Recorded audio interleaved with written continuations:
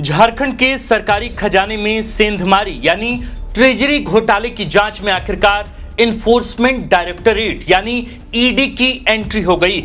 रांची, बोकारो, हजारीबाग समेत कई जिलों में दर्ज मामलों को जोड़कर अब मनी लॉन्ड्रिंग यानी मनी ट्रेल की जांच शुरू होने जा रही है। ईडी की एंट्री का मतलब है कि अब यह मामला सिर्फ फर्जी वेतन निकासी की किसी रूटीन जांच पर जाकर खत्म नहीं होगा। तय मानिए कि ईडी जब खाते बही खंगालेगी तो सरकारी सिस्टम में सुराग करने वाले उस ऑर्गेनाइज्ड नेटवर्क की एक एक परत का खुलासा होगा और वो उम्मीद कीजिए कि वो तमाम चेहरे बेनकाब होंगे जो सिस्टम का हिस्सा बनकर सालों तक खजाने को चुपचाप खोखला करते रहे। सवाल सिर्फ यह नहीं है कि करोड़ों रुपए निकले कैसे, सवाल यह है कि आखिर इतने वर्षों तक किसी को दिखाई क्यों नहीं दिया, क्योंकि यह कोई सड़क किनारे हुआ पैटी फ्रॉड नहीं था, यह ट्रेजरी सिस्टम के भीतर हुआ खेल था, सैलरी हेड में हुआ खेल, उस हेड में जिसे सरकारें सबसे सुरक्षित मानती।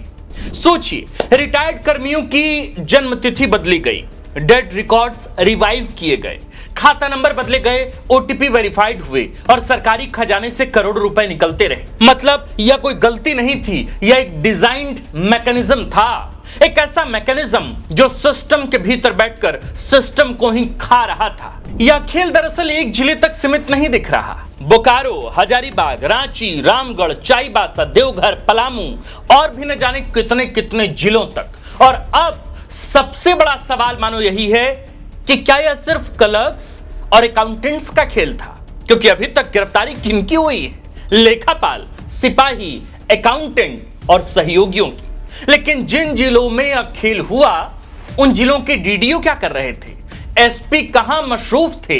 डीएसपी कहां थे? सीनियर ऑफिसर्स किन ख्यालों में गुम थे? उनकी जिम्मेदारी आखिर कहां तय हुई?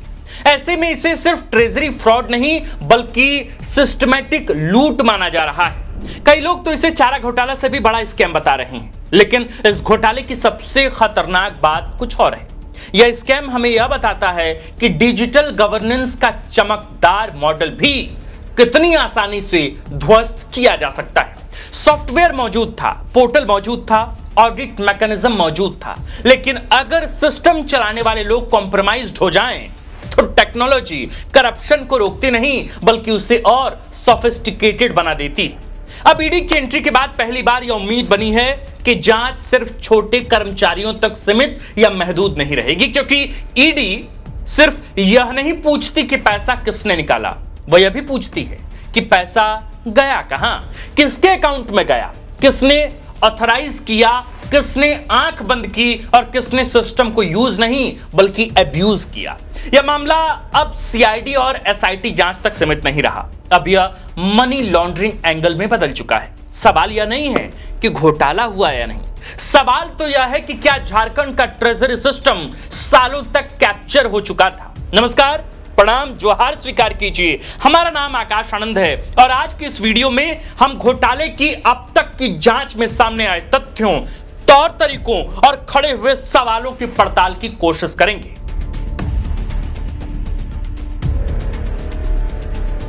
अब तक की जांच में एसआईटी और सीआईडी ने जो कहानी निकाली वह डराने वाली है, लेकिन ईडी की एंट्री के बाद इन्वेस्टिगेशन का कैरेक्टर बदल जाएगा। क्यों? क्योंकि सीआईडी तो अपराध देखती है लेकिन ईडी मनी ट्रेल देखती है।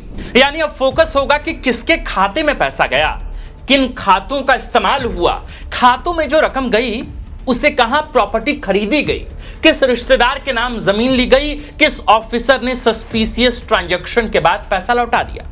और यहीं से कई पावरफुल चेहरों की धड़कनें बढ़ सकती हैं। अब तक सामने आया है कि हजारीबाग में कांस्टेबल शंभू कुमार ने करोड़ों की संपत्ति बनाई, बोधगया में अपार्टमेंट, पॉश इलाके में मकान, पत्नी के नाम जमीन, कॉमर्शियल प्लॉट्स और तो और हेलीकॉप्टर पर छुट्टियों का लुत्फ। बोकारो में भी कांस्टेबल अकाउंटेंट कौशल पांडे मास्टरमाइंड बताया गया, लेकिन सवाल वही है, क्या इतने बड़े खेल को कोई अकेले क्लर्क चला सकता है? क्या एक अकाउंटेंट ट्रेजरी आर्किटेक्चर हैक कर सकता है, वो भी विदाउट प्रोटेक्शन? इन्वेस्टिगेशन में सामने आया कि ओटीपी रजिस्टर्ड डीडीओ मोबाइल पर जाता था, यानी सिस्टम एक्सेस किसी छोटे कर्मचारी के पास ऑफिशियली था ही नहीं। तो क्या डीडीओज सिर्फ नेग्लिजेंट थे या जानबूझकर साइलेंट? या उनका मोबाइल इस्तेमाल हुआ या उनका ऑथराइजेशन। यही वह लाइन है जहां से ईडी बड़े अधिकारियों तक पहुंच सकती। सूत्र बताते हैं कि कई जिलों में एसपी डेजिग्नेशन से बैंक अकाउंट्स ऑपरेट हो रहे थे, जबकि ट्रेजरी कोड साफ कहता है कि पेमेंट उसी अकाउंट में होना चाहिए जिसके नाम बिल पास हुआ है। अब जरा आप ही सोचिए, अगर सैलरी अकाउंट स्ट्रक्चर ही मैनिपुलेटेड था तो फिर कितने वर्षों से यह खेल चल रहा था। 2016-17 से सस्पिशियस पेमेंट पैटर्न्स की बात सामने आ रही है। यानी संभव है कि यह स्कैम किसी एक सरकार, एक ऑफिसर या एक डिपार्टमेंट तक सीमित या महदूद ना हो। और यही कारण है कि ईडी अब सिर्फ एफआईआर नहीं पढ़ेगी, वह फॉरेंसिक ऑडिट भी करेगी। हार्ड डिस्क सीज होगी, डिलीटेड डाटा रिकवर होगा, बैंक लेयरिंग ट्रेस होगी, मनी ट्रेल के सबूत मिले तो कईयों की प्रॉपर्टी अटैच भी हो सकती। और अगर मनी लॉन्ड्रिंग साबित हुआ तो फिर मामला सिर्फ डिपार्टमेंटल पनिशमेंट तक नहीं रहेगा, पीएमएलए के तहत गिरफ्तारी, जांच और चार्जशीट तक बात जाएगी। अब सबसे दिलचस्प एंगल, क्या इस केस में पॉलिटिकल प्रोटेक्शन भी था? अभी तक इसका कोई प्रत्यक्ष प्रमाण तो नहीं मिला है, लेकिन जब ऐसे मामलों की जांच होती है तो राजनीतिक सवाल खुद पैदा होते हैं, क्योंकि हिंदुस्तान में करोड़ों की सरकारी रकम बिना पॉलिटिकल नेटवर्क के रेयरली ही मूव होती है।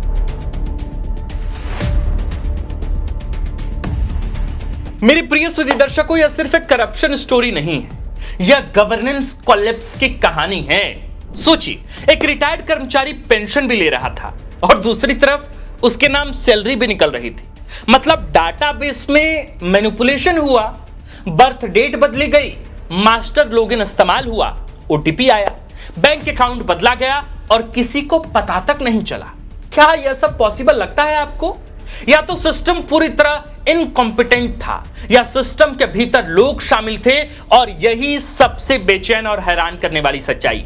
झारखंड का ट्रेजरी सिस्टम कहने को डिजिटलाइज्ड है। Kuber portal, financial monitoring, audit trail, PMU database, सब कुछ मौजूद था, फिर भी करोड़ों की निकासी होती रही। तो सवाल टेक्नोलॉजी पर नहीं, दरअसल सवाल इंसानी फितूर पर है।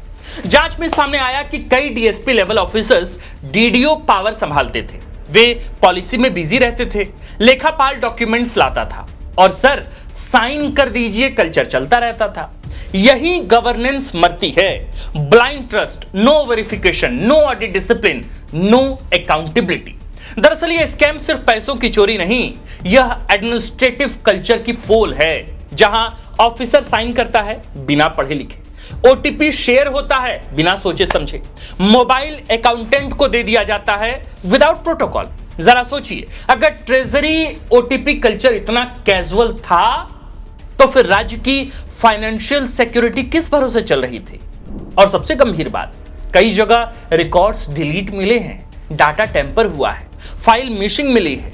मतलब किसी को पता था कि इन्वेस्टिगेशन कभी ना कभी पहुंचेगी, यानी एक स्पॉन्टेनियस फ्रॉड नहीं था, यह एक कैलकुलेटेड इकोसिस्टम था। इकोसिस्टम। अब सवाल सिर्फ यह नहीं है कि पैसा किसने निकाला, सवाल यह है कि ऑडिट सिस्टम क्या कर रहा था, ट्रेजरी विजिलेंस कहां थी, फाइनेंस डिपार्टमेंट क्यों नहीं जागा, एजी ऑडिट को इतने साल क्यों लग गए, और अगर एजी ऑफिस ने इरेगुलरिटीज पकड़ी तो पहले कार्रवाई क्यों नहीं हुई?